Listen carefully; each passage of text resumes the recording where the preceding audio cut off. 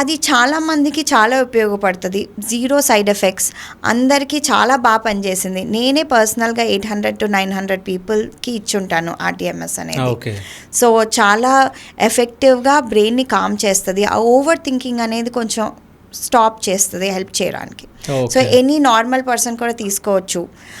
And ఇవి చాలా హెల్ప్ఫుల్గా ఉంటాయి ఈ ట్రీట్మెంట్స్ అనేవి, ఈ ఓవర్ థింకింగ్ ఓవర్కమ్ చేయడానికి. ఓకే, అంటే ఇంతకుముందుకు మాట్లాడుతూ డిప్రెషన్ గురించి మాట్లాడినప్పుడు మీరు బైపోలార్ డిసార్డర్ సంథింగ్ ఏదో మాట్లాడడం జరిగింది, అంటే ఏంటి అసలు?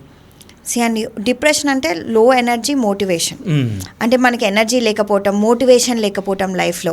కానీ బైపోలర్ అంటే ఏంటి, మనకి రెండు చూస్తాం. లో ఎనర్జీ కొన్నిసార్లు ఉంటుంది, చాలా డిప్రెషన్గా ఉంటుంది, కొన్నిసార్లు చాలా హై ఎనర్జీ ఉంటుంది.